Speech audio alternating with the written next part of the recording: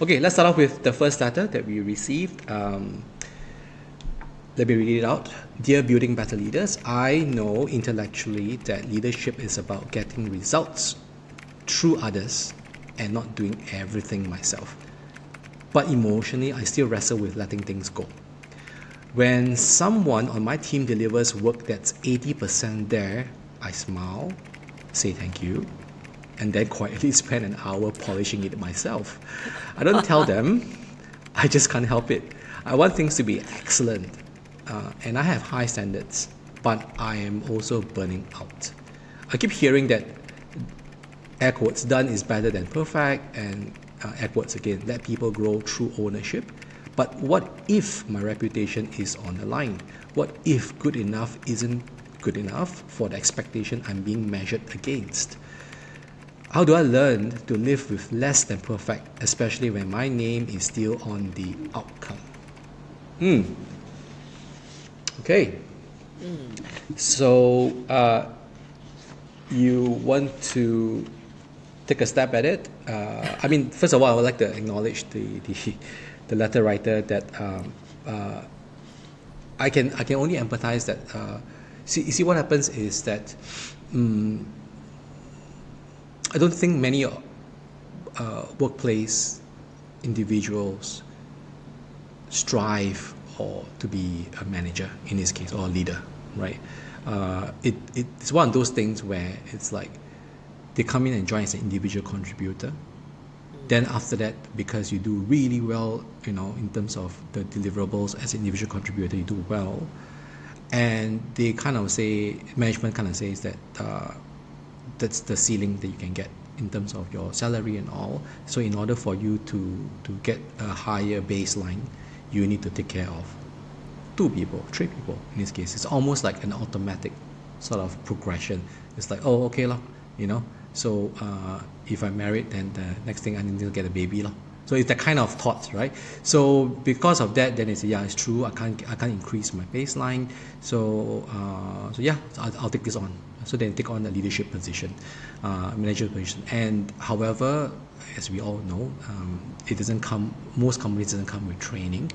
And their bosses don't have time to train them, or maybe do not even know how to train them. So then it kind of like, you figure it yourself to a certain extent. And most of the time, what they do is that they figure it out themselves by using what they know, which is dealing with tasks and using the same kind of tools to deal with people. So that's why there's a lot of struggle in this case. So I can fully empathize with this person. I can understand that this person clearly was a fantastic individual contributor, probably create a lot of impact in the company, and then now being promoted to a position and kind of struggle with that. So I acknowledge that letting go is hard for this person.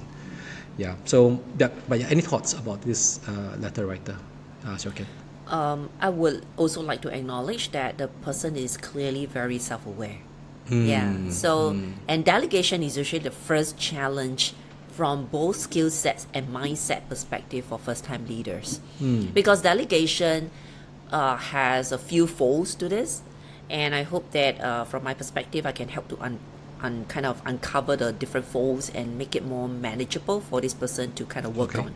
Okay. So I think delegation requires 2 things. One is the need to see that you need to actually teach. That means you already do very well, and that's why you are most times, because of that, you get promoted, right?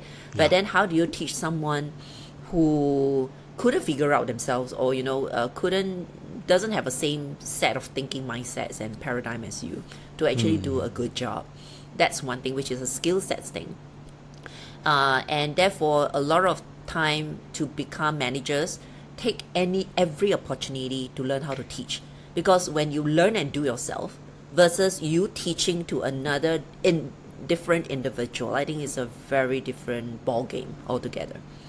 And a lot of managers struggle with delegation because they do not know how to plug their thought process out into a set of instructions, or break it down and kind of like help into building blocks so that people can reassemble the blocks and reach to the same level of outcomes as they want. So that's a very important skills.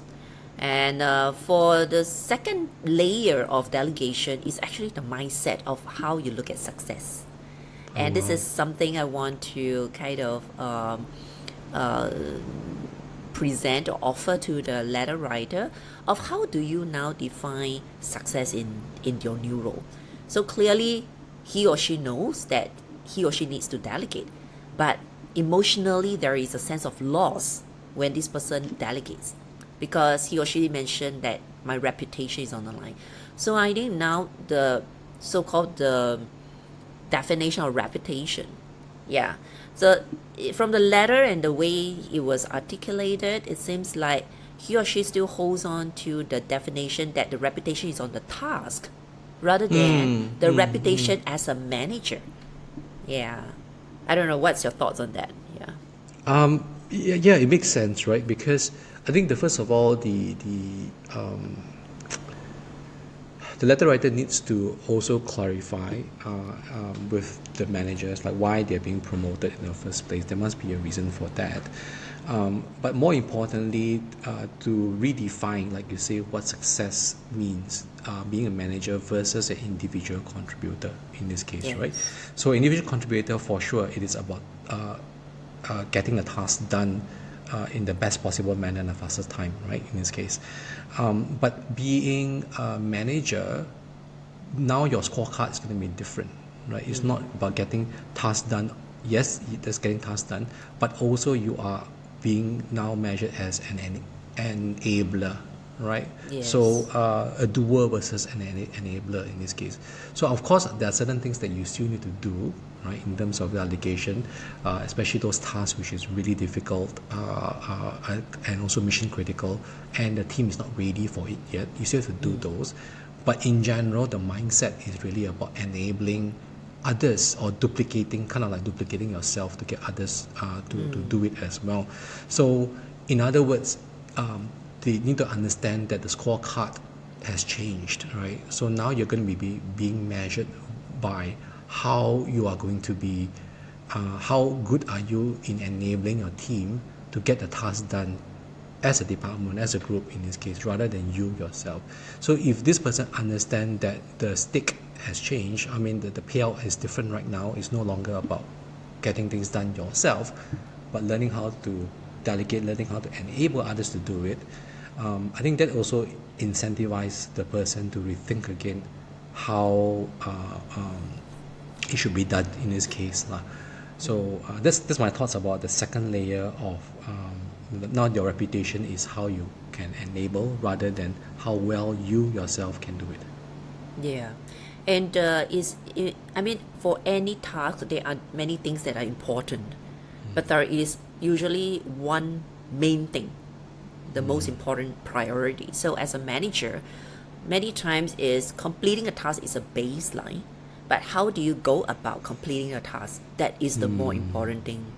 So it's about redefining what the success metric is actually about, or what is the priority or the main thing. So in this case, if he or she delegates to a team member, then now the main thing is about how to build the person's success in completing the task and not completing a task himself or herself. So getting back to layer one, when you mentioned about learning how to teach, that's the best way to get things done, right? So of course I have met with certain managers who they understand the concept, but they're actually very poor with teaching. It's almost like it's like how sometimes you go to a foreign country, you kind of like you get lost and you ask for help. There are two kinds of people who can one Direct you. who will tell you very linearly, go left, go right, go left, go left, go left, left, left, right, like there, and then and that's very confusing, because what happens is if one of the turns, it is closed off, then I'm stuck, right? And the other one, which I felt was really good, the kind of person who can give good directions, is that they would put in milestones in a sense of like, oh, okay, it's just take this road, go all the way until you see the red building, So that is very helpful, because even though certain roads are closed, but as long as I get to the red building, then at least I know what's going to be the next step, right? Yes. So a lot of times I think when you say to teach, it's not as simple as just teach, because they will just teach you very linearly in this case to say, do this, right? And doesn't really tap into the creativity or the resourcefulness of the other person as well. So I'm just wondering, are there any sort of like top line tips on how to be a better teacher in this case? I think in order to teach, you need to really reflect and trace back what are the key components or elements contributing to the conditions of the success of the task. Okay. So I'll give an example, like, we do a lot of PowerPoints or reporting, right? So let's say I need to do a PowerPoint and for management reporting updates on what's the status of a project. And being a project manager, I would know that, okay, this is how I think about it. These are the audience that I need to address. They are senior level. They may not need to know a lot of details or the efforts we put in, but they need to know the milestones, the status of the success, what are the key challenges and concerns we met, and therefore how we overcome through the solutions that we use. So these are the conditioning. So like concerns, progress, what are the next milestone, the next step, what are some of the contingency or solutioning that we have used so that there is learning and the key learnings and all these things. If you don't think about it, you just like the first type where literally, okay, turn left, turn right? So it's like, okay, then I do this, I get this data and all these things, but you don't know why you need to get those data. And you don't know what to look out for, what could be the blind spot. If you don't say all these things, then the person might just pull the data blindly and not knowing, like, what if the road is closed in this case. Right. Yeah. And I think, therefore, to teach better is really to learn how to break it down into and look at systems. That's why to teach is really to teach a thinking system behind. Someone might actually do the job differently from you, but then it's like, this is how you go about thinking and doing the task. So if to present a progress update for a project, then these are some of the things that I would tell my teammates to say that, hey, you need to highlight concern, you need to highlight challenges, you need to highlight the upside and the achievements we've done. You also need to highlight the learning or insights we got so far. And maybe give acknowledgement to key stakeholders, things like that. And ask for what kind of support you need for the next 3 months. Yeah. So it is about looking at the system or framework or even model, but the model doesn't need to be very complex. It is basically just made up of key elements. Yeah. Okay, I can understand. I think it's very much like, let's say from a sports analogy, and if let's say if let's say for example football, if your job is to be able to kick the ball into the goal post area so that your teammate can score into it. I think you need to be able to give a little bit more conditions or details. For example, you just can't say that, so your job is just to do that. You need to also add on to say that, okay, so that is your main role, that's your main roles and responsibility, but there are also some non-negotiable, there are also some conditions that you need to think about when you're doing that, right? So number one, you need to always keep an eye on the defender. So that's one, right? Two, you need to be able to whatever, right? All these things. So these are the, but you're not telling them exactly step by step how to do it, but it's kind of like, these are your mission, and these are some of the non-negotiable, these are some of the conditions and so on. Now let's talk about, based on all these conditions, how are you intending to be able to achieve that? So you are also allowing space for the other person to contribute as well, their thoughts on how to get there. So you're not really dictating the how, because if you're just dictating the step by step what to do, I think that will fall clearly under the area of micromanagement in this case, right?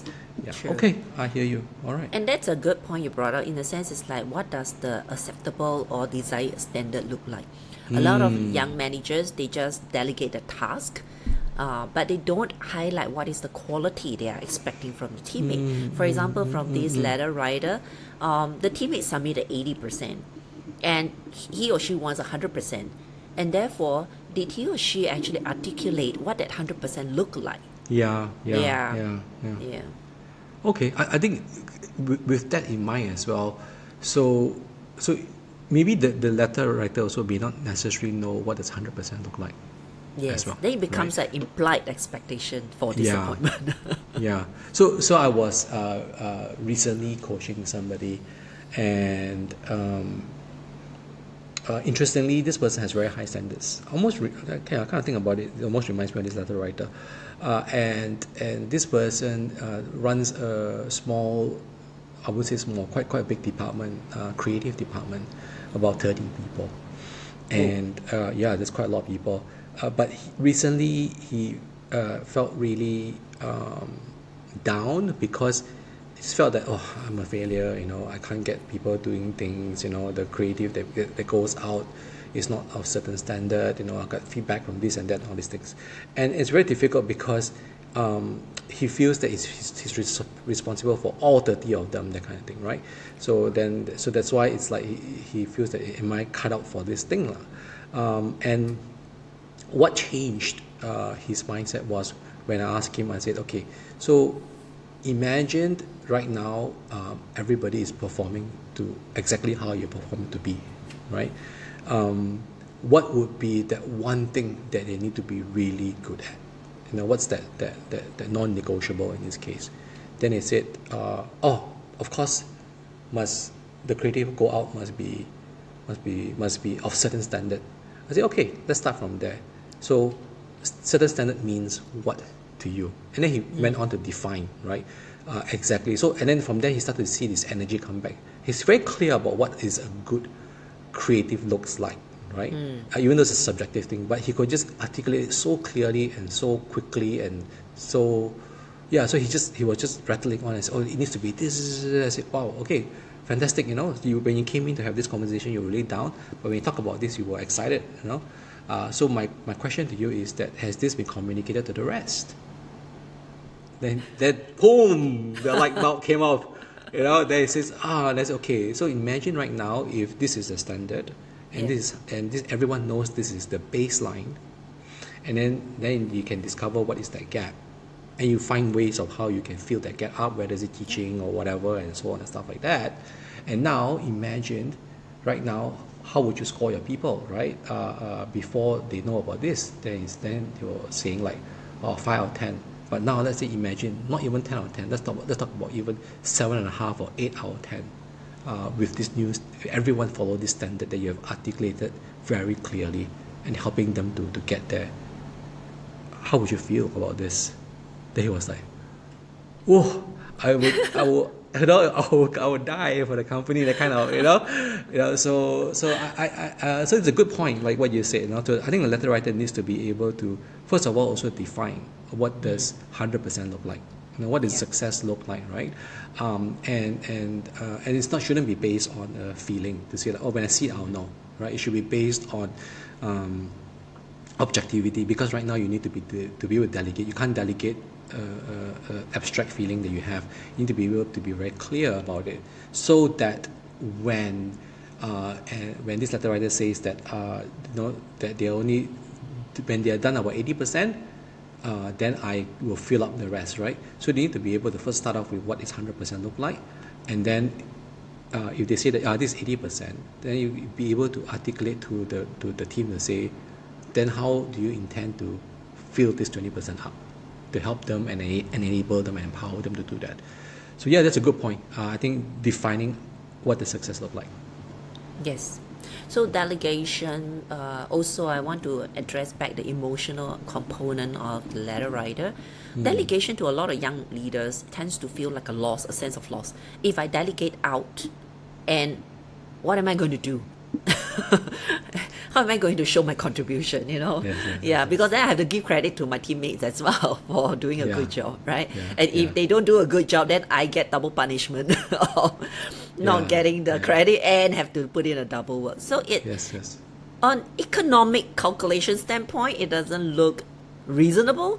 But actually, when I coach young leaders, a lot of times if they feel that it's a sense of loss, then I basically tell them the hard truth to say that you actually don't have better things to do. That's why you can't delegate. Because in delegation, is to aim to solve a higher level problem. Yeah. So if you tell me they don't have higher, more strategic stuff to do, you just don't have better things to do, and therefore you keep on hogging, those menial tasks, or tasks that you have been there, done that, and now supposed to be done by your team. Wow. Yeah. So from a business commercial standpoint, as a leader, you need to start to look at, for example, if it can be done by your teammates and it is meant to be their level of task, by paying you a higher salary to do that task, it's just not making commercial sense. A business cannot be run like that. Yeah. Wow. So I would urge the person to really look for more strategic, more value, impactful stuff to do. You're right. Okay. Do you think we have given enough bullet points or ammo for the letter writer to consider? I would think so. That itself is a full-day workshop. Okay. For those who are interested in joining a full-day workshop, please join nowadays. All right. Okay. So what we're telling the letter writer. So let me try to put in some action points. Right. So first thing is to understand that to kind of like redefine really what is your new scorecard in this case. What are you going to be measured against, right? Is it going to be the completion of that task yourself, or is it about enabling the team to be able to complete the task? Of course, clearly the answer is the second one. So by understanding that right now you have a new scorecard, that also would be an indicator or at least a motivator for you to want to strive towards getting better at that. So in this case, it's almost like high standard here is no longer about just the work itself. High standard here is how well you can able to delegate, how well you can actually enable. So that is your new high standard. So that's the first thing you think about. Second thing is also learning how to delegate, right? So that's really important. It's about learning how to teach, because there are many ways of teaching. We talked about it, right? But it's to learn how to teach a thinking system. I think that's really important, which means to actually enable or teach people how to think when they're given in a situation, because every situation is clearly not going to be the same, right? Yeah. So, but if you kind of know what are the conditions for success, whether is it the concerns, the milestones, the progress, the support, and so on and so forth. So they would definitely know, like, okay, so with this in mind, and this is my mission, then at least I know what to do. So it's to be able to enable to teach them how to think teach them how to think in this case, right? Yes. So that's the kind of teaching method. And then we talk about also standards. We talk about for the letter writer to spend some time to think about, to define really what is 100%, what does success look like for this person, so that that is something which they can, the letter writer can communicate it to everyone, to say that this is what we are looking for, right? So that everyone will kind of know that whether they are at 70%, 80%, or whatever. So, but if this is not communicated clearly to them, then this person will continue to secretly, patch up the work in this case. Yes. But if it's I think that is also another part, which the dark side of it, which we didn't talk about it right now, which kind of reminds me as well, is to also ask ourselves, like, is there a reason why you may want to also do those things? Kind of like, it's like the reason why you don't want to delegate out, so that you can do it, and then you can take the limelight. We don't know. Okay, so I think it's really for the letter writer to ask this so-called high standards of excellence. The motivation behind. Yeah, is it high standards of excellence, or maybe it's just the need to control, right? I think the question that the letter writer can ask is like, where is this coming from? Where is this That's need? a good question. Where is this coming from, right? To be able to self-reflect, to dig deeper, to say, where is this coming from? Is it because I need to be the person, the hero, or whatever. We don't know, right? So I think that also ties in with what you say about the emotional component when you become a manager, because there will be a sense of loss. All this while you've been the hero in this case, and now you're no longer the hero in this case, right? So, but it's a different kind of hero. So I think that needs to be able to be addressed, because if you are wanting to hang on to those things which you're good at, but your role is to be able to delegate so that you can take on more strategic problems, to solve bigger problems, to solve tougher problems in this case. But if you're not doing that because you want to hang on to tasks which you're familiar with, then I think that is also something which you need to rethink again, to say, like, maybe this could be a reason why I may not want to delegate, I don't know. So I think it's a question that the letter writer needs to ask themselves, where is this coming from, and to know that ultimately as a manager, you need to enable the rest to do the tasks which you have been doing all this while, so that you can tackle more strategic challenges. Yes. Yeah. Yeah, I Anything think to add on? the key point is to understand the organization system, that leaders are meant, leaders take on a higher salary role because they have higher level of responsibilities. Yeah. So therefore, if you constantly do what your team can do, then you are regressing, basically. You are working Understand. against the organization's system.